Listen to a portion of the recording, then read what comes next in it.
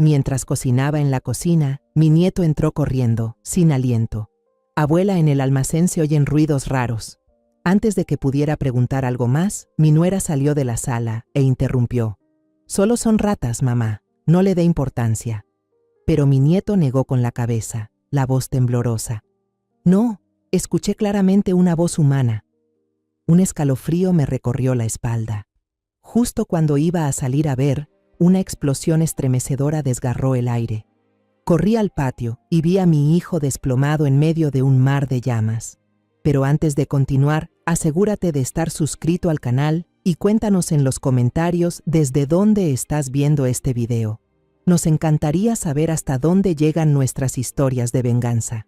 El suave aroma de la harina de maíz se mezclaba con el chisporroteo del aceite en la sartén de hierro. Estaba moldeando con cuidado la última bolita de masa para las gorditas, el platillo favorito de mi hijo Leandro.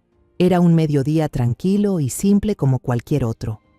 Esa paz se rompió con un golpe seco. Alguien empujó la puerta de malla con fuerza, haciendo que chocara contra la pared. Me sobresalté y casi dejó caer la bolita de masa que tenía en la mano. Mi nieto, Mateo, entró como un torbellino. Iba descalzo, con la cara llena de tierra y tan pálido como una hoja de papel. El niño de 8 años, normalmente inquieto y sin miedo a nada, ahora jadeaba con el pecho agitado, sosteniendo con fuerza su espada de juguete. Corrió hacia mí y se aferró a mi delantal con sus manitas, con la voz temblando de miedo. Abuela, en el almacén se escucha un ruido raro. El corazón se me encogió. Bajé la llama de la estufa y me agaché para mirarlo directo a los ojos. Ojos transparentes, incapaces de mentir. Tranquilo, mi amor. ¿Qué escuchaste? Dímelo claro. Golpes en la puerta, abuela, muy fuertes. Así, pum, pum, muchas veces. Mientras hablaba, movía las manos para ilustrar el ruido, con el miedo aún marcado en su carita. Justo cuando me iba a levantar para ver qué estaba pasando, Ángela, mi nuera, entró desde la sala. Tenía un gesto de molestia, los ojos clavados en su celular, como si nuestra conversación la hubiera interrumpido. Miró a Mateo de reojo, se encogió de hombros y dijo con indiferencia: «Solo deben ser ratones, mamá. Esos ratones de alcantarilla están enormes últimamente. Seguro tiraron algo en el almacén. No le haga caso. Siempre anda imaginando cosas». Mateo protestó de inmediato, casi gritando. La injusticia le quebraba la voz. «No eran ratones. Escuché una persona. Clarito que golpeaban la puerta». Ángela puso los ojos en blanco, fastidiada. Se agachó, forzando una sonrisa. «Vamos, Mateo, mi amor, ve a lavarte las manos. Ya casi está la comida. No molestes más a la abuela». Un mal presentimiento se instaló en mi pecho. La mirada asustada de Mateo era real y su seguridad no parecía cosa de imaginación. El instinto de madre, de abuela, me decía que algo no andaba bien. Le solté con cuidado las manos del delantal y dije con firmeza: «Voy a ir a revisar». «Ay, mamá, no es nada». Ángela se apresuró a pararse frente a mí para bloquearme el paso. «Ahí solo hay cosas viejas y telarañas. ¿Para qué quiere ensuciarse?» «No, no es eso. Yo lo escuché clarito». Mateo gritó, ya con lágrimas en los ojos porque nadie le creía. No terminó de hablar cuando una explosión estremeció todo. El piso tembló con violencia. Los vidrios de las ventanas vibraron, haciendo un sonido agudo y espantoso. En ese momento de terror absoluto, mi mente se quedó en blanco. Por puro reflejo, empujé a Ángela a un lado y corrí hacia el patio. Ella se quedó paralizada. Su celular caro se le resbaló de la mano y se hizo pedazos en el suelo. La escena frente a mí me dejó helada. El almacén de madera era ahora una antorcha gigante. Las llamas naranja y amarillas devoraban los tablones, mientras columnas de humo negro se alzaban al cielo con un olor penetrante a madera quemada, pintura y químicos que me hizo toser sin control. La puerta de acero del almacén había salido volando por la fuerza de la explosión y ahora yacía doblada y deforme a unos metros de distancia. Y entonces, entre el fuego y el humo espeso, vi una figura negra, tambaleante, tratando de arrastrarse fuera de las llamas. Su ropa ardía, hecha jirones carbonizados pegados a la piel. Era Leandro, mi hijo. Un grito me salió del alma. Ya no sentía nada, ni el calor infernal que me golpeaba la cara. Solo atiné a correr hacia él, arrancándome el delantal aún manchado de masa de maíz para intentar apagar como loca las llamas que todavía chispeaban sobre el cuerpo de Leandro. Me temblaban tanto las manos que no podía sostener el teléfono. Los números en la pantalla se desdibujaban ante mis ojos. Desesperada, me giré y le grité a un vecino que miraba horrorizado desde el otro lado de la cerca, con la voz ronca y hecha trizas. «Por favor, llame a una ambulancia. ¡Por favor!». La sirena de la ambulancia me desgarró los oídos. Iba sentada en el banco duro del vehículo. El cuerpo aún me temblaba de forma incontrolable. El olor a humo se me había impregnado en cada hebra de cabello, en cada capa de ropa. Ese aroma a ceniza y pérdida irreversible se me aferraba como una sombra. A mi lado, sobre la camilla, los paramédicos trabajaban con urgencia. Habían cortado la ropa chamuscada de Leandro con unas tijeras, dejando al descubierto parches de piel enrojecida, ampollada y húmeda. Mi hijo fuerte y alto, ahora yacía ahí, inmóvil, con el rostro cubierto por una mascarilla de oxígeno. Solo podía ver sus ojos cerrados, sus largas pestañas temblando levemente en un dolor tan profundo que ya no tenía fuerzas para expresar. Las luces rojas y azules parpadeaban afuera de la ventana, iluminando mi rostro, y en ese ritmo hipnótico los recuerdos regresaron como una película muda en cámara lenta, una cinta de momentos dulces y amargos entrelazados. Recordé con claridad el día en que Leandro trajo a Ángela a casa por primera vez. Ella era menudita, bonita, con un vestido floreado y una sonrisa tan dulce que parecía poder derretir cualquier invierno. Sus ojos grandes brillaban con una luz tan pura que uno creía que era incapaz de mentir. Trajo una canasta con frutas frescas y una bufanda gris tejida a mano, suave y cálida, que me regaló. Sostenía con fuerza la mano de Leandro y me miró con toda la sinceridad que puede tener una muchacha enamorada al decir: «No necesito nada, mamá. Solo quiero que él esté bien y que podamos ser una familia feliz». Aquellas palabras, simples y suaves, derritieron el corazón de esta madre vieja. Pensé: «Dios mío, qué afortunado es mi hijo. Ha encontrado a un ángel». Pero luego el dulzor se desvaneció y quedó solo el amargor. Otra escena invadió mis pensamientos, borrando aquella imagen pura.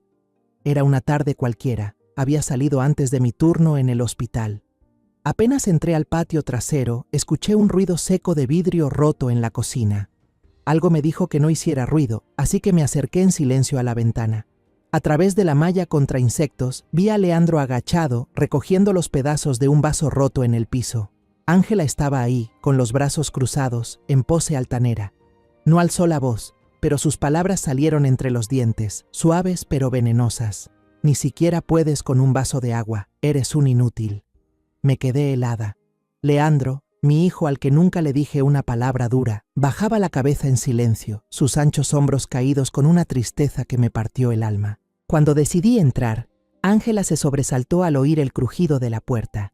En una fracción de segundo, su rostro duro desapareció y fue reemplazado por una expresión de preocupación extrema. Se arrodilló de inmediato, agarrando la mano de Leandro, con una voz llena de urgencia. «¿Te cortaste? Déjame ver. Perdón, no quise hacerte enojar». Esa actuación fue tan perfecta que dolía. En ese momento, me mentí a mí misma diciendo que solo había sido una pelea de pareja. Otros recuerdos, fragmentados y fríos, volvieron también. Esas veces que sorprendía a Ángela sola, mirando su celular y sonriendo con una expresión de satisfacción misteriosa. Pero cuando me veía, apagaba la pantalla de inmediato y escondía el teléfono, como si estuviera ocultando un pecado. Luego recordé que en las últimas noches, Leandro ya no salía al porche a arreglar cosas ni a tallar madera como antes. Solo se quedaba ahí, en silencio, en la oscuridad, con un cigarro consumiéndose en su mano sin que él siquiera lo notara. Una vez me senté a su lado y le pregunté en voz baja si pasaba algo. Él solo negó con la cabeza, sacó su celular con desgano y escribió unas palabras cortas. «Estoy bien, mamá, solo un poco cansado». Pero antes de mostrarme la pantalla, alcancé a ver cómo borraba una frase mucho más larga. Su mano, esa mano firme de carpintero, tembló ligeramente cuando guardó el teléfono. Yo sabía que escondía un dolor, una carga que no quería que yo llevara. Un brusco sacudón del vehículo al dar vuelta me devolvió de golpe a la cruda realidad. Un paramédico estaba revisando el pulso de Leandro y con voz monótona recitaba datos médicos que no lograba entender. Miré a mi hijo tendido ahí, débil y adolorido, y de pronto todos esos recuerdos sueltos encajaron como piezas de un rompecabezas macabro. La frase fría de Ángela: «Solo son ratas, mamá». Los golpes desesperados que Mateo había escuchado, los golpes de mi propio hijo encerrado ahí dentro. Y entonces, otro recuerdo volvió, cortante como una navaja. Justo antes de la explosión, mientras Mateo lloraba, ¿qué fue lo que gritó? Yo estaba demasiado alterada para entender en ese momento, pero ahora, en este silencio aterrador, sus palabras resuenan con claridad en mi cabeza. No, fue mamá Ángela la que le dijo a papá que entrara ahí. Un escalofrío me recorrió la espalda, no por el viento que entraba por la puerta del vehículo, sino por la verdad espantosa que empezaba a tomar forma. La indiferencia de Ángela, sus mentiras, la coincidencia demasiado precisa. No fue un accidente. Las puertas de la ambulancia se abrieron de golpe. El equipo médico ya esperaba. Recibieron la camilla de Leandro con rapidez y profesionalismo, y lo empujaron a toda prisa por un pasillo blanco interminable. Las voces técnicas resonaban con urgencia, chocando unas con otras y estallando en mis oídos como fragmentos. Quemaduras de segundo y tercer grado en brazo y antebrazo izquierdos. Posible inhalación de humo, preparar intubación ya mismo. Traté de seguirlos. Mis piernas viejas tambaleaban y solo alcanzaba a murmurar el nombre de mi hijo. Pero una enfermera joven me sostuvo del brazo con suavidad. Su voz fue reconfortante pero firme. «Quédese aquí, por favor. Confíe en nosotros. Haremos todo lo posible». Me quedé atrás, sola, impotente, viendo cómo la figura de mi hijo desaparecía tras esas puertas metálicas frías de la sala de urgencias. Las puertas se cerraron de golpe, como si cerraran también mi mundo. Me dejé caer sobre una silla de plástico helada. Unos minutos después, la señora Rodríguez, nuestra vecina amable, llegó con Mateo. El niño no lloraba, no gritaba como en casa. Solo se quedó callado, de una forma que daba miedo, hundido en la silla a mi lado, con sus ojos grandes mirando al vacío. La escena horrible que acababa de presenciar le había robado las palabras. Lo atraje hacia mí, lo abracé con fuerza, tratando de pasarle un poco del calor que me quedaba. 10 minutos después, que se me hicieron eternos, apareció Ángela. No llegó con la ambulancia, sino manejando su propio auto. Apenas nos vio a mí y a Mateo en la sala de espera, se desplomó, se cubrió la cara con las manos y rompió en un llanto desgarrador. «Mamá, ¿cómo está Leandro? Dios mío, tengo tanto miedo», interpretó su papel de esposa desesperada con una perfección escalofriante. El cabello, que normalmente llevaba perfectamente peinado, ahora estaba despeinado a propósito. La máscara de pestañas corría por sus mejillas en líneas negras y su voz se quebraba entre sollozos ahogados. Corrió hasta el mostrador de enfermería, se aferró al borde y empezó a preguntar con desesperación por el estado de Leandro, con un tono tan alarmado que cualquiera habría sentido compasión. Todos alrededor la miraban con lástima, menos yo. Yo solo sentía un asco que me subía por la garganta. Un rato después, un médico mayor salió de la sala de urgencias. Se quitó el cubrebocas y su rostro, lleno de arrugas marcadas, mostraba puro agotamiento. ¿Familiares de Leandro Zamora? Ángela se lanzó de inmediato. «Soy yo, soy su esposa. ¿Cómo está, doctor?» Él nos miró y su voz bajó. «Está fuera de peligro. Tuvimos suerte de que la explosión no afectara órganos vitales». Pero dudó y ese silencio me dejó el corazón helado. Sus brazos sufrieron quemaduras muy graves. Tendremos que hacer injertos de piel. La recuperación será larga y todavía no podemos asegurar cómo quedará su movilidad. Sentí como si me apretaran el corazón. Sus manos, las manos de Leandro eran su vida, su orgullo, su sustento, su pasión. Sin esas manos, ¿cómo iba a vivir? Ángela volvió a llorar, esta vez aún más desgarradoramente. Gracias, doctor. Gracias a Dios por salvarlo. Se giró y me abrazó, su cabeza apoyada en mi hombro, sollozando. Yo me quedé quieta como una estatua, incapaz de corresponder ese abrazo falso. Su cuerpo estaba cálido, pero yo solo sentía un frío que me calaba los huesos. En ese momento llegaron 2 agentes de policía al hospital para tomar las primeras declaraciones. Nos preguntaron qué había pasado. La rabia me hervía por dentro. Inspiré profundo, lista para contar todo. Los golpes en la puerta, la advertencia de Mateo, el hecho de que fue la misma Ángela quien mandó a mi hijo al almacén. Pero antes de que pudiera abrir la boca, Ángela ya estaba lloriqueando, arrebatándome la palabra.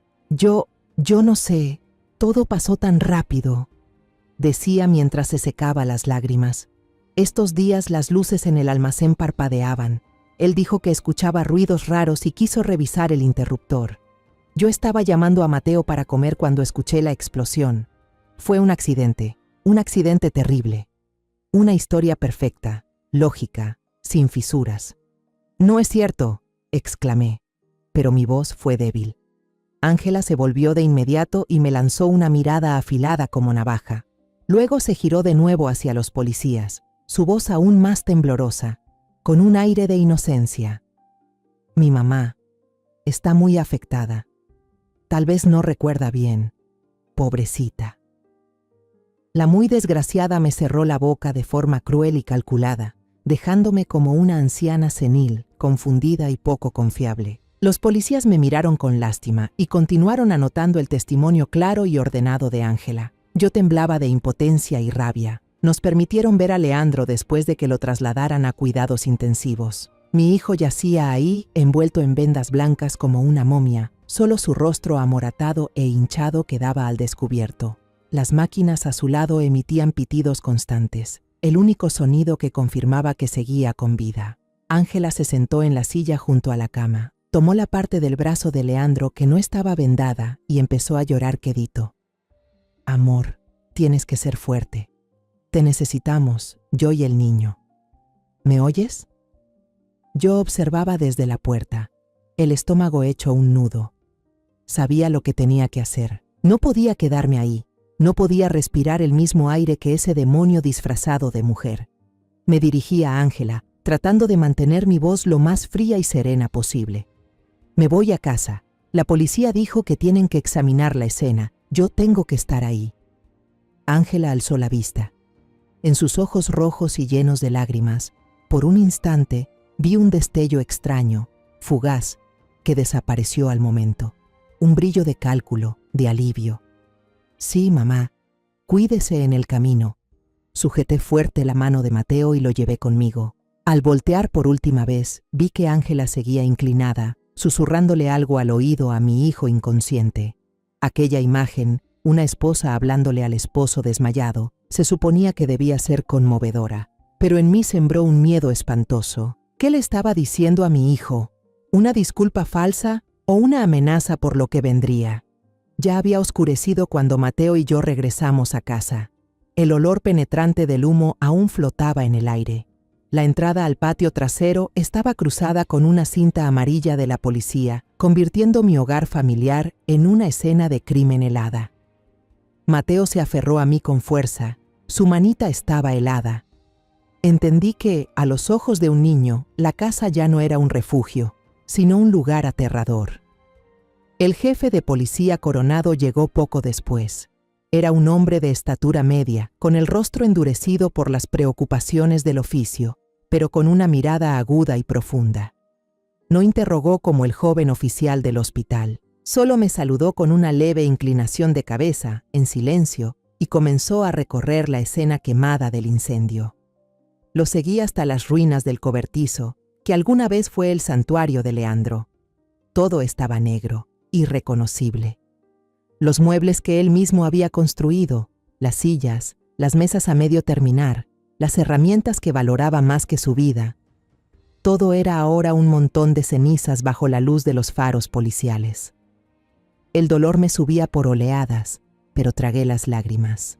No era momento de flaquear. Coronado se agachó junto a la caja de interruptores de metal, lo único que aún se sostenía en la pared de ladrillo chamuscada. Se puso guantes de goma y, con unas pinzas especiales, sacó unos cables quemados y cortados de forma irregular. Los examinó con atención bajo la luz de su linterna. Unos minutos después, se incorporó, sacudió el polvo de carbón de sus rodillas y se volvió hacia mí. Su voz fue grave y firme, sin una pizca de duda. Señora Zamora, esto no fue un accidente eléctrico. Alguien manipuló intencionalmente el cableado para provocar un cortocircuito masivo. Querían que explotara. Aunque ya lo temía, sus palabras me golpearon con fuerza. Sentí que la sangre se me congelaba. El peor de mis temores se había confirmado. Fue un intento de asesinato.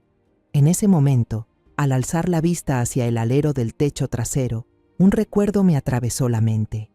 Aquella pequeña cámara de seguridad que mi esposo había instalado años atrás. Decía que era para vigilar la puerta trasera por si había ladrones. Casi había olvidado que existía. Su ángulo cubría toda la entrada del cobertizo.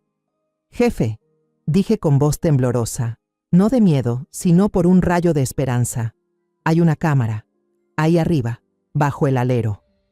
Los ojos de Coronado se iluminaron. De inmediato llamó a un oficial especializado en tecnología. Entramos al viejo despacho de mi esposo, donde estaba el computador conectado al sistema de cámaras. La habitación aún olía a papel viejo y a pino del escritorio de él. Sentí como si mi esposo estuviera allí conmigo, buscando justicia para nuestro hijo. Los minutos de espera se sintieron eternos. El oficial tecleaba con rapidez, tratando de recuperar los datos del viejo disco duro. Mi corazón latía con fuerza. Deseaba que hubiera algo grabado, pero al mismo tiempo temía ver lo que pudiera contener. Finalmente, las imágenes en blanco y negro, un poco distorsionadas por la antigüedad de la cámara, aparecieron en la pantalla. Primero vi a Ángela y a Leandro en cuadro. Ella decía algo, señalando hacia el cobertizo. Leandro, mi hijo, asintió con confianza y entró. Pero Ángela no se fue enseguida.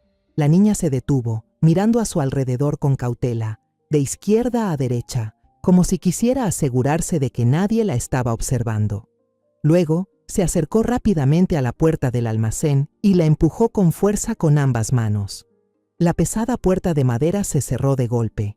Escuché claramente el clic seco del pestillo automático que se activó por fuera. Era el tipo de pestillo que mi esposo había instalado, y una vez cerrado, desde adentro no había manera de abrirlo. Solo unos segundos después, la puerta comenzó a temblar. Los golpes desde dentro se volvieron cada vez más fuertes, más desesperados. Podía imaginarme a mi hijo en pánico, gritando en la oscuridad, pero ningún sonido salía al exterior. Entonces vi una silueta pequeña cruzar la pantalla corriendo. Era Mateo. El niño se detuvo, miró hacia el almacén que temblaba y luego corrió asustado hacia la cocina.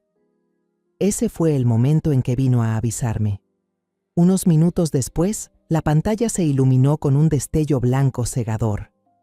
La cámara tembló violentamente por la onda expansiva y luego la imagen desapareció, quedando solo una estática crujiente. Me quedé paralizada en la silla, sin poder respirar. Todo el suceso, cada detalle, se había reproducido sin faltar un solo segundo. La mentira, la crueldad, todo expuesto bajo la luz fría de la pantalla. Señalé la pantalla con la mano temblorosa, y las lágrimas que había intentado contener comenzaron a caer, ardientes y llenas de rabia. Me volví hacia el comisario Coronado, con la voz quebrada por la indignación. Ella mintió. Me dijo que solo era un ratón. Ella encerró a mi hijo ahí dentro. Fue ella quien lo hizo. Coronado no dijo nada. Colocó una mano sobre mi hombro, un gesto silencioso pero lleno de firmeza. Sus ojos ya no mostraban dureza, sino que se habían vuelto fríos como el acero. «Señora Zamora, vamos a citarla de inmediato». Pocos minutos después, estaba sentada en una pequeña sala de la comisaría. El comisario Coronado me volvió a mostrar la grabación en una pantalla pequeña. Cada vez que veía a Ángela mirar alrededor y luego empujar con fuerza la puerta, sentía el pecho apretarse, como si una mano invisible me lo estrujara. Ese fue el momento en que mi hijo fue condenado a muerte por la misma mujer que amaba. Un joven oficial me trajo un vaso de agua. Me habló con voz compasiva. Ya llamamos a la señorita Santa Marina. Dijo que vendrá enseguida. Santa Marina, el apellido de Ángela. Al oír que alguien más la llamaba así, me di cuenta de que esa muchacha nunca había sido realmente parte de mi familia. Unos 30 minutos después, Ángela entró y no venía sola. La seguía un hombre con un traje caro, el cabello perfectamente peinado y un portafolio de cuero bajo el brazo. Un abogado. Ángela estaba preparada. Ya no tenía el aspecto desesperado, con el pelo enmarañado, como en el hospital. Su rostro estaba pálido, los ojos hinchados quizás por haber llorado o por habérselos frotado a propósito para parecer afectada, pero su actitud era de una calma aterradora. Sabía perfectamente a qué venía. Coronado los invitó a pasar a la sala de interrogatorios. A mí me llevaron a un cuarto contiguo, donde podía observar todo a través de un espejo unidireccional. Una amable oficial había llevado a Mateo a la casa de la señora Rodríguez para cuidarlo. No quería que mi nieto presenciara nada más. Me senté allí, en la oscuridad, con las manos apretadas, sintiéndome como una espectadora involuntaria del drama trágico de mi propia familia. El interrogatorio comenzó. Coronado no dio rodeos. Fue directo al grano. Señorita Santa Marina, encontramos una cámara de seguridad en el patio trasero de la señora Zamora. Grabó todo lo que ocurrió antes de la explosión. Vi los hombros de Ángela tensarse por un instante, pero recuperó rápidamente ese aire de víctima que había ensayado con tanto cuidado. Señor comisario, empezó, con la voz temblorosa como si fuera a romper en llanto. Yo no sabía nada. Solo le pedí a Leandro que revisara porque en estos días la luz del almacén parpadeaba mucho. Ni siquiera alcancé a ir cuando recibí una llamada importante de la escuela de Mateo, y tuve que contestar. Coronado lo interrumpió y le hizo una señal al técnico. Él reprodujo el video en una pantalla grande colgada en la pared. La sala quedó en absoluto silencio. Solo se escuchaba el zumbido del viejo video y los latidos de mi corazón. Todas las miradas se dirigieron a la pantalla. Al llegar al momento en que Ángela empuja la puerta, su abogado habló de inmediato, con una voz fluida y llena de seguridad. Solo fue una ráfaga de viento, señor. Claramente se trató de una corriente de aire fuerte e inesperada que cerró la puerta. Mi esposa simplemente estaba cerca en ese momento. ¿Un viento que sabe mirar alrededor y usa las dos manos para empujar una puerta, señor abogado?, replicó Coronado con sarcasmo. Ángela comenzó a sollozar, con lágrimas que le corrían por las mejillas. No es cierto, lo juro, solo la empujé un poco para dejarla entornada. Tenía miedo de que se metieran ratones. No sabía que el pestillo se cerraría así. Era un almacén viejo, todo estaba dañado. ¿Cómo iba yo a saberlo? Lo dijo con tal convicción que casi me hace dudar, a mí, que estaba sentada detrás del vidrio y conocía la verdad. Lágrimas, temblores, la cara de desesperación de una inocente, todo perfectamente calculado. Era una gran actriz, y su escenario hoy era esta sala de interrogatorios. Coronado mantenía el rostro impasible. Pasó a la pregunta clave. Entonces, ¿por qué, cuando su suegra, la señora Zamora, dijo que su nieto escuchó golpes desde dentro, usted insistió en que eran ratones? Ángela se secó las lágrimas apresuradamente y levantó la vista hacia Coronado, con los ojos llenos de una pena desgarradora. Porque realmente lo creí. En ese momento estaba ocupada hablando por teléfono. No oí ningún golpe. Mi suegra, ella ya es mayor, y después de ese shock tan grande, quizá malinterpretó lo que dije. O tal vez confundió el sonido. Yo amo a mi esposo más que a nada en este mundo. ¿Por qué querría hacerle daño? ¿Por qué? Su pregunta retórica retumbó con dramatismo. El abogado intervino enseguida, con voz firme y argumentativa.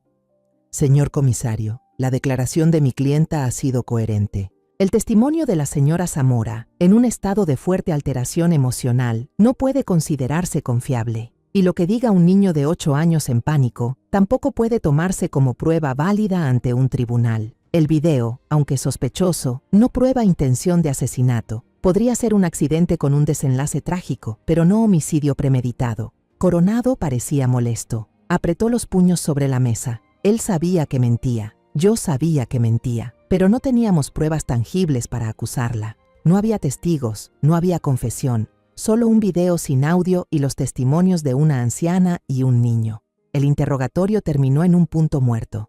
Ángela fue autorizada a irse con su abogado. Antes de salir de la sala, se detuvo un segundo y miró hacia el espejo unidireccional donde yo estaba sentada.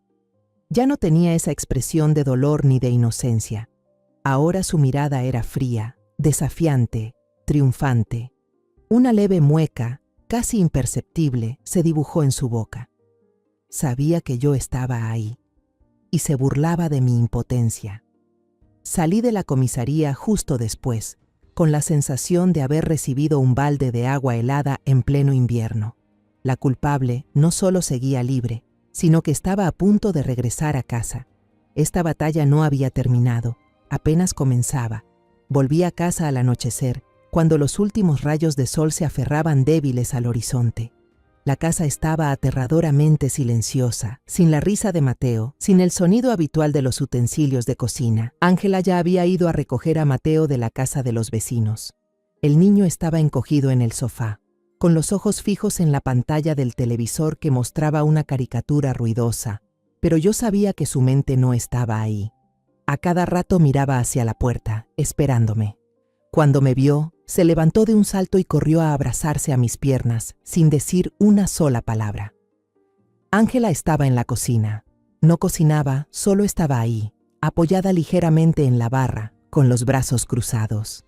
Al verme, no saludó ni preguntó nada. Solo esbozó una sonrisa torcida, una sonrisa de desprecio, desnuda y cruel. Esa mirada de triunfo que me lanzó a través del vidrio de la comisaría ahora estaba expuesta sin filtros. La máscara de nuera ejemplar y esposa entregada había caído por completo. Ahora, frente a mí, estaba su verdadero ser, una extraña de sangre fría.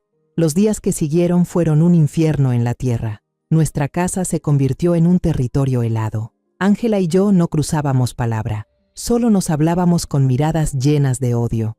Nos cruzábamos por el pasillo como dos fantasmas, cada una cargando una hostilidad silenciosa. La tensión era tan fuerte que incluso Mateo la sentía. El niño se volvió callado, retraído, solo se apegaba a mí, con los ojos siempre en alerta cuando su madre se acercaba. Ella ya no iba al hospital a cuidar a Leandro con regularidad. A los vecinos y amigos les decía entre lágrimas que tenía que quedarse en casa para cuidar a Mateo y encargarse de todo tras la tragedia. Pero yo sabía que era solo una excusa. No quería enfrentarse a las consecuencias de lo que había provocado. No quería ver el cuerpo de su esposo cubierto de quemaduras. Una semana después, Leandro fue dado de alta. Tenía las manos y gran parte de los brazos aún vendados. La explosión le había dañado las cuerdas vocales. Los médicos dijeron que necesitaría tiempo para sanar, así que por ahora no podía hablar. Ángela fue a recogerlo en auto y, una vez más, se puso la máscara. Interpretó el papel de esposa feliz, lo ayudaba con entusiasmo, pero su sonrisa no alcanzaba los ojos. Esos ojos estaban fríos y vacíos. Leandro, aunque no podía hablar, no era tonto. Apenas llegó a casa, sintió esa tensión asfixiante. Me miró a mí, luego a Ángela, con los ojos llenos de confusión y preguntas. ¿Por qué mamá y mi esposa no se hablan? ¿Por qué el ambiente en casa está tan pesado? Solo pude negar con la cabeza y llevar un dedo a mis labios, señalándole que no era el momento. No podía decirle la verdad mientras aún estaba tan débil, y no quería que sufriera otro golpe más. Las provocaciones de Ángela se volvieron cada vez más descaradas.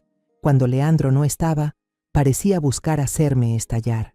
Un día rompió por accidente una foto de mi boda con mi difunto esposo, un recuerdo que yo atesoraba profundamente.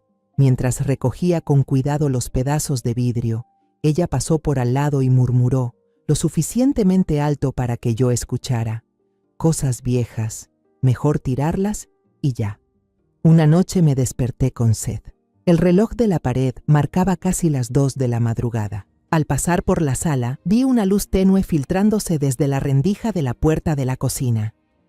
Sentí en el estómago que algo no andaba bien. Me acerqué en silencio, contuve la respiración y me pegué a la pared del pasillo. La puerta de la cocina no estaba completamente cerrada. Por la abertura vi a Ángela parada junto a la ventana, de espaldas a mí, con el teléfono pegado al oído. Su voz era baja, pero en la quietud de la noche, cada palabra me cayó como ácido. Ya te dije, el plan era perfecto, pero ese viejo tiene demasiada suerte. No se murió. No. Él todavía no sospecha nada. Solo la vieja está molestando un poco. Me quedé congelada. Ella guardó silencio unos segundos, escuchando lo que le decía la persona del otro lado. Luego soltó una risita, un sonido escalofriante y cruel en plena noche. Amor, tranquilo, tengo otro plan. Esta vez no va a fallar. Ahora me sigue a cada paso, pero no tiene ninguna prueba. La policía no puede hacer nada. Que se quede mirando cómo se desarrolla el show. Las dos palabras, mi amor, retumbaron en mi cabeza como un rayo. Todo mi cuerpo se paralizó. Un cómplice, un amante. La explosión no fue un acto impulsivo de ella sola. Fue un plan de asesinato cuidadosamente preparado. Un plan tramado justo bajo mi propio techo. Di un paso hacia atrás, con pasos tan suaves que no hacían ningún ruido. El corazón me latía con fuerza en el pecho, golpeando contra mis costillas como si fuera a estallar. Regresé a mi habitación, cerré la puerta con llave y me dejé caer al suelo helado. La oscuridad me envolvió, pero no era tan aterradora como la oscuridad que habita en el alma humana. Esa noche no pude dormir. Me quedé inmóvil sobre el suelo frío, envuelta en la oscuridad, pero mi mente estaba encendida por los susurros venenosos de Ángela. Al amanecer, cuando los primeros rayos débiles del sol se colaron por la rendija de la ventana, ya había tomado mi decisión. No podía quedarme sentada esperando que la tragedia volviera a ocurrir. No podía dejar que ese demonio ganara. A la mañana siguiente, el ambiente en la casa era aún peor que otros días. Ángela actuaba extrañamente feliz, una felicidad enfermiza. Tarareaba alguna canción de moda en inglés mientras preparaba café, su canto chillón llenando la cocina en silencio como un acto descarado de desafío. Estaba disfrutando de su poder, disfrutando del miedo que sabía que estaba sembrando en mí. Leandro estaba sentado a la mesa. Intentaba usar su mano izquierda, la menos herida, para tomar la cuchara y servirse cereal. Pero sus dedos, torpemente envueltos en vendas, no obedecían. La cuchara temblaba, derramando leche y cereal sobre la mesa. Su rostro mostraba frustración e impotencia. Ángela, no muy lejos, con una taza de café en la mano, miró la escena con indiferencia y luego se dio vuelta sin la menor intención de ayudar a su esposo. Me acerqué, con el corazón apretado. Le tomé suavemente la cuchara de la mano y le dije con voz dulce: «Deja que mamá te ayude». Con paciencia, le di cucharada tras cucharada, como cuando era niño. Leandro no protestó, solo levantó la mirada hacia mí. En sus ojos había gratitud, pero también una tristeza profunda y una vergüenza por sentirse una carga. Yo solo sonreí, tratando de ocultar la tormenta que rugía dentro de mí. Tenía que ser fuerte, por él, por Mateo. Después del desayuno, entré en mi habitación y cerré la puerta con llave. Necesitaba un espacio propio, un lugar libre de la presencia tóxica de Ángela. Saqué de debajo de la cama una vieja caja de madera donde guardaba recuerdos de mi difunto esposo. El olor a naftalina y papel viejo me golpeó, trayéndome un mundo de memorias. En el fondo de la caja, debajo de unas fotos en blanco y negro y cartas amarillentas, estaba una vieja libreta de contactos desgastada. Con manos temblorosas pasé las frágiles páginas. Llegué a la letra M, y entonces lo vi. Sergio Montellano. Su nombre y número estaban escritos con la letra firme y clara de mi esposo. Sergio no solo era el mejor amigo de Ricardo desde los tiempos del servicio militar, también era el padrino de Leandro. Eran tan cercanos como hermanos. Pero tras la muerte de mi esposo, él aceptó un trabajo en otra ciudad y fuimos perdiendo contacto. Y ahora, en medio de esta desesperación, ese nombre apareció ante mí como un salvavidas. Me temblaban las manos mientras marcaba uno a uno los números en mi viejo teléfono. Contuve el aliento mientras esperaba. Tras varios tonos largos, una voz masculina, grave y algo adormilada, respondió al otro lado. Montellano al habla. La garganta se me cerró. Inhalé profundo, tratando de que mi voz no se quebrara. Sergio, soy yo, María Estela, la esposa de Ricardo. Hubo un breve silencio. Luego su voz sonó sorprendida y cálida. Estela, Dios mío, ¿cuántos años? No lo puedo creer. ¿Pasa algo? Tu voz no suena bien. La preocupación sincera en su voz rompió el dique de emociones que yo había intentado contener. Ya no pude más. Le conté todo, con la voz entrecortada por los sollozos. Le hablé de la explosión, del video de la cámara, del interrogatorio en la comisaría y finalmente de la llamada de Ángela en plena madrugada. Le hablé desde la impotencia, el miedo y la vergüenza de no haber podido proteger a mi hijo. Sergio escuchó con paciencia, sin interrumpirme ni una sola vez. Solo me dejó vaciar todo lo que llevaba dentro. Al terminar, hubo un largo silencio al otro lado de la línea. Lo único que escuchaba era su suspiro profundo, cargado de asombro y rabia. Escúcheme bien, Estela. Su voz cambió de tono, firme y decidida, ya sin rastro de sueño. Primero que nada, mantenga la calma. No haga ninguna tontería. No la confronte. Actúe con normalidad, como si no supiera nada. Ella la está vigilando. No le dé motivos para sospechar. Yo tomaré el primer autobús a Aguascalientes. No le diga a nadie, ni siquiera a Leandro. Déjelo en mis manos. La llamada terminó y me quedé sentada en la cama, con el teléfono aún pegado al oído. Las palabras firmes de Sergio eran como un ancla lanzada en medio de mi tormenta. Ya no estaba sola. Por primera vez en días, una chispa de esperanza asomaba. Sergio llegó a Aguascalientes 2 días después. No fue a mi casa como imaginaba. En cambio, me llamó desde un número desconocido y me citó en una cafetería vieja, escondida al fondo de un callejón poco transitado. Era muy cuidadoso. El tiempo había dejado huella en el viejo amigo de mi esposo. Su cabello estaba completamente blanco y las arrugas alrededor de sus ojos eran más profundas, pero su mirada seguía siendo igual de aguda. Era la mirada de un soldado, siempre atento y analítico. Tras un apretón de manos cálido, colocó sobre la mesa una pequeña cámara con lente teleobjetivo y algo que parecía una pluma negra. Sabía que no era una pluma. Ahora tiene que tener mucho cuidado, Estela, dijo con un tono serio, sin rodeos. Cuénteme todos sus hábitos. ¿A dónde va? ¿Con quién se junta? ¿Ha hecho algo sospechoso? Cualquier detalle, por insignificante que parezca. Le conté que últimamente Ángela salía por las tardes durante 2 o 3 horas.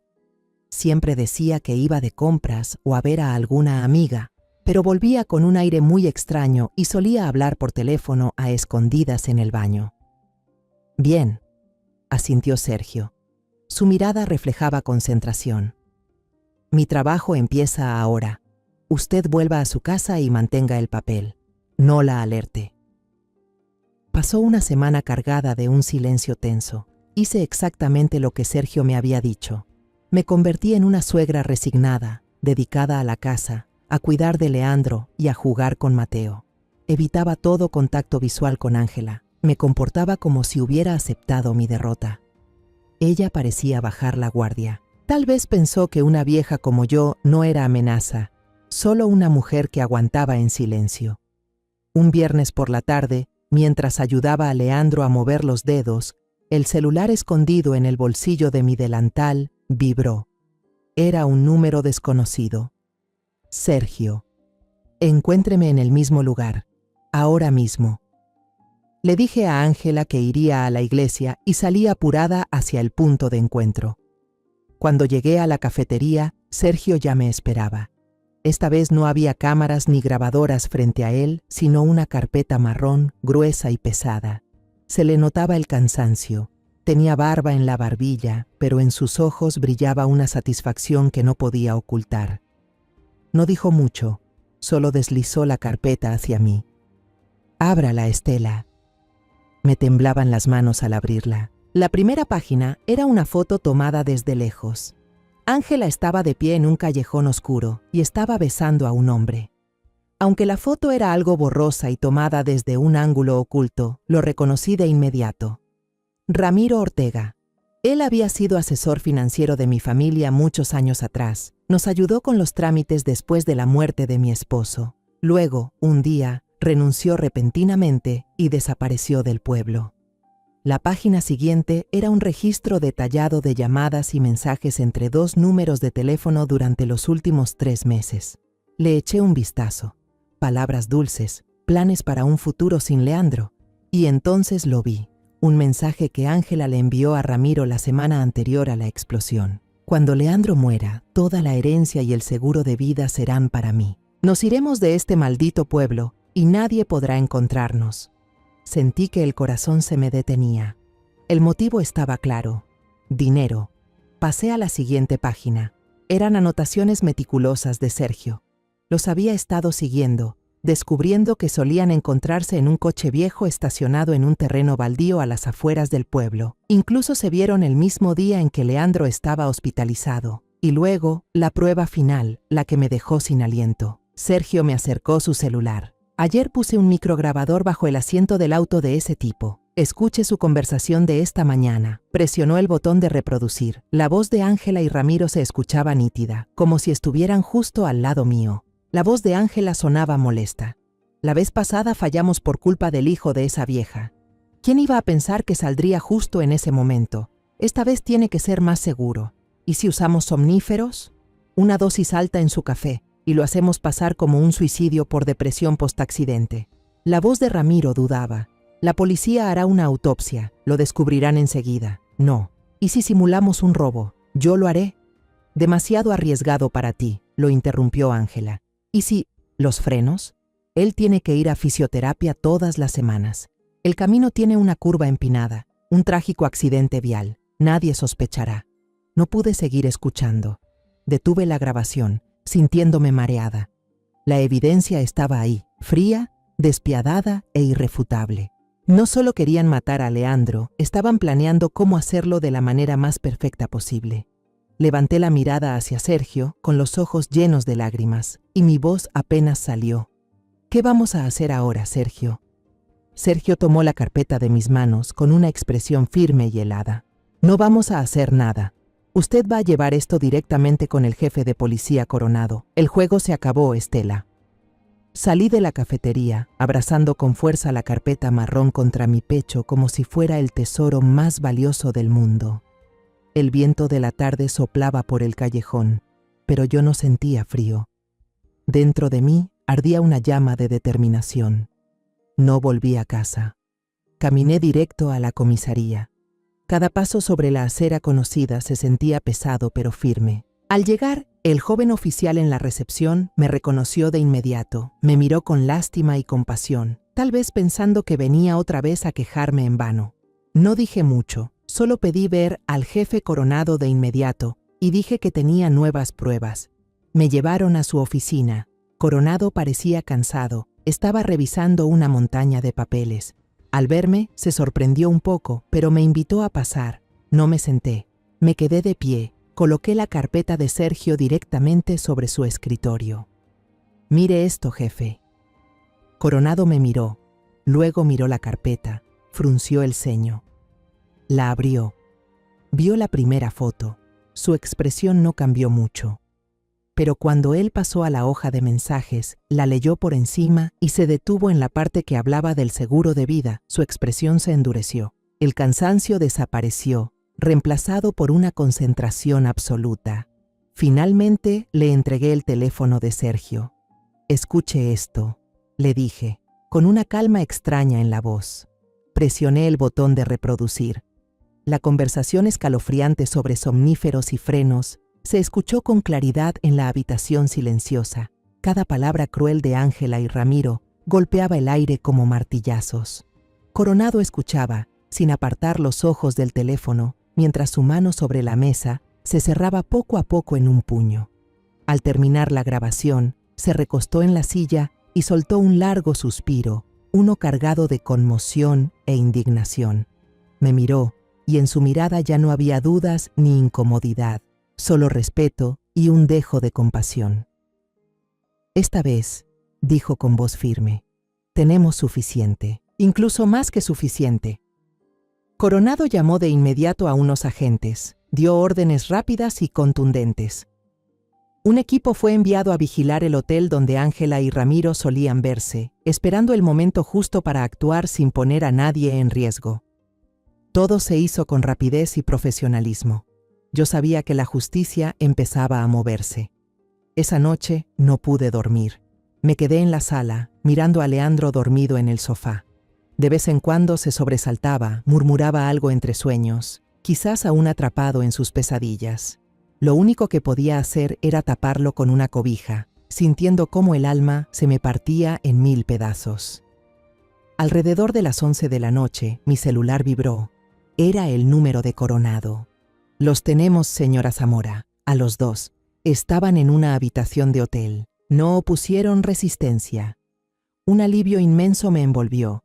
Me dejé caer en el sillón, con lágrimas rodando por mis mejillas. Todo había terminado. El demonio había sido capturado. Al día siguiente enfrenté el momento más duro de mi vida. Tenía que contarle la verdad a Leandro. Me senté a su lado cuando despertó y le pasé la tablet. Como aún no podía hablar, tuve que escribir todo. Escribí sobre mis primeras sospechas, la investigación del tío Sergio y, al final, las pruebas irrefutables. Leandro leyó, sus ojos se movían línea por línea. Su rostro fue cambiando poco a poco. De la sorpresa, pasó a la confusión, y luego a un dolor tan profundo que ninguna palabra podía describirlo. Dejó caer la tablet. Las lágrimas comenzaron a bajar por sus mejillas, lágrimas silenciosas de un hombre traicionado hasta lo más hondo. Bajó la cabeza, y sus anchos hombros temblaban sin control. Volvió a tomar la tablet y con dedos temblorosos escribió una línea que me destrozó el corazón. La persona que más amaba fue la que quiso matarme. No dije nada, solo abracé con fuerza a mi hijo, dejándolo llorar en mi hombro. No había consuelo posible para ese dolor.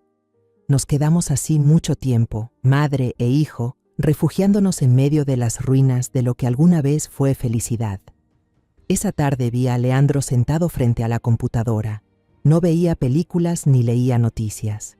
Con una mano aún torpe, estaba redactando por sí mismo la solicitud de divorcio y la petición de custodia total de Mateo. En su mirada ya no había debilidad, sino una determinación fría. El amor había muerto, solo quedaba la verdad desnuda. El juicio duró casi 2 meses. Tuve que testificar, contar todo ante el tribunal. Ángela y Ramiro, de pie frente al juez, ya no mostraban confianza ni desafío. Cuando se reprodujo el audio en la sala, Ángela se desplomó, llorando desesperada, intentando negar su culpa y diciendo que Ramiro la había obligado, pero ya era demasiado tarde. Se dictó sentencia. Ángela, 20 años de prisión por intento de homicidio. Ramiro, 15 años por complicidad. Cuando la policía se los llevó, Ángela volteó a mirarme.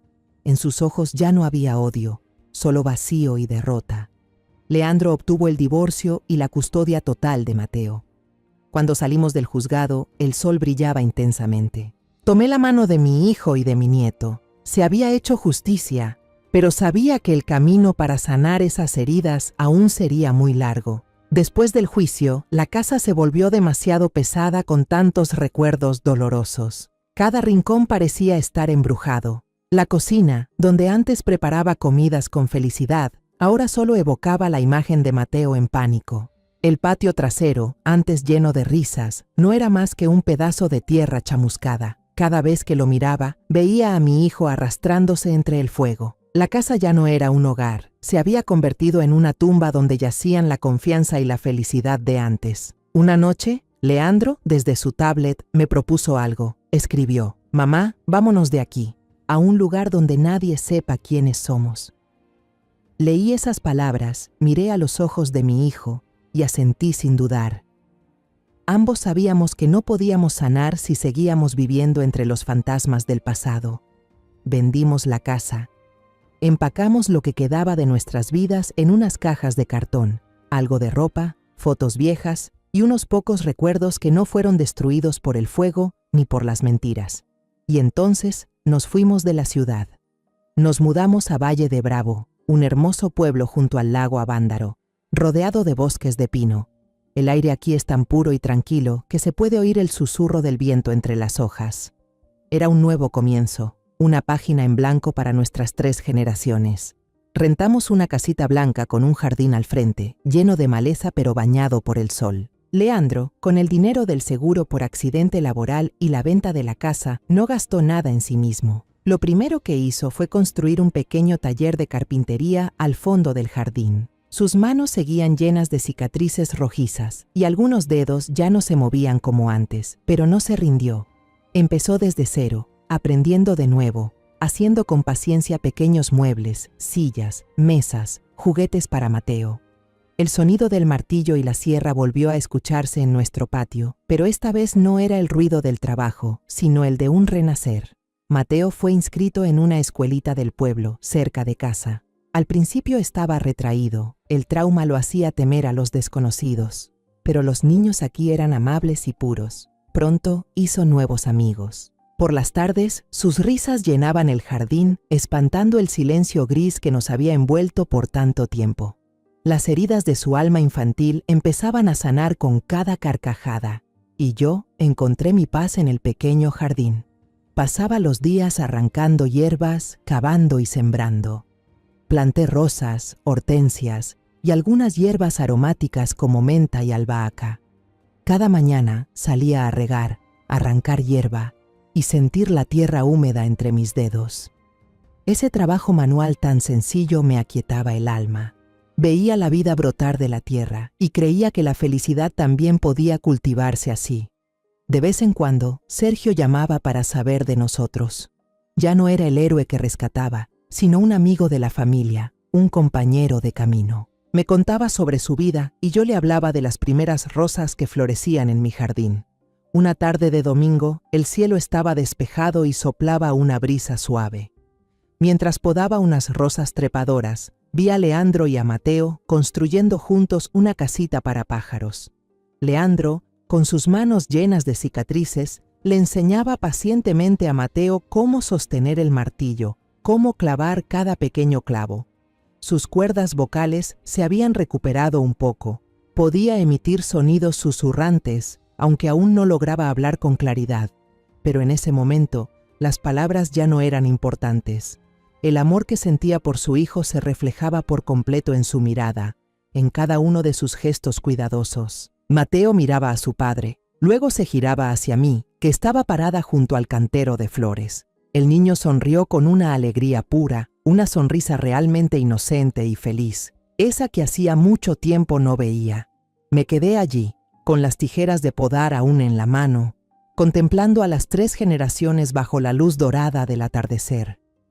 La explosión, el juicio, las lágrimas, todo parecía haber quedado atrás, como un capítulo antiguo de este libro llamado vida. El dolor seguía ahí, como las cicatrices imborrables en las manos de Leandro, pero ya no dolía. Estaba ahí para recordarnos lo fuertes que habíamos sido al atravesar la tormenta. Sobrevivimos. Y en este pequeño jardín, bajo este nuevo cielo despejado, juntos, día tras día, estábamos volviendo a cultivar la felicidad desde las cenizas. Después de todo lo vivido, entendí que lo más cruel no fue la traición, sino ver cómo la justicia era enterrada bajo el telón perfecto del verdugo. Pero fue desde ese abismo que aprendí que no hay silencio que valga más que la verdad, ni miedo más grande que perder a un ser querido sin hacer nada para protegerlo. Cuento esta historia de venganza no solo para desenmascarar a una traidora, sino para recuperar la verdad por mi hijo, la paz para mi nieto y la dignidad para mí misma. Crucé en silencio los días más oscuros, recogiendo cada pista, confiando en mi intuición y sin rendirme, porque sabía que, a veces, la justicia no llega con poder, sino con el amor incondicional y la perseverancia de una madre. Es un recordatorio de que, por más larga que sea la noche, la luz siempre encontrará el camino si no le damos la espalda a la verdad. Y al final, quien siembra vientos, cosecha tempestades. Esa es una ley que nadie puede evadir. Los nombres y lugares de esta historia han sido modificados para proteger la identidad de los involucrados. No la contamos para juzgar, sino con la esperanza de que alguien escuche y se detenga a reflexionar. ¿Cuántas madres están sufriendo en silencio dentro de sus propios hogares? En serio me pregunto, si tú estuvieras en mi lugar, ¿qué harías? ¿Elegirías el silencio para mantener la paz o te atreverías a enfrentar todo para recuperar tu voz? Me encantaría saber tu opinión sobre esta historia de historias que duelen o cualquier sugerencia que tengas para que podamos mejorar nuestro contenido. Dios siempre bendice y estoy segura de que el valor nos llevará a días mejores. Mientras tanto, en la pantalla final te dejaré 2 de las historias más queridas del canal. Estoy segura de que te van a sorprender. Gracias por haberte quedado conmigo hasta este momento.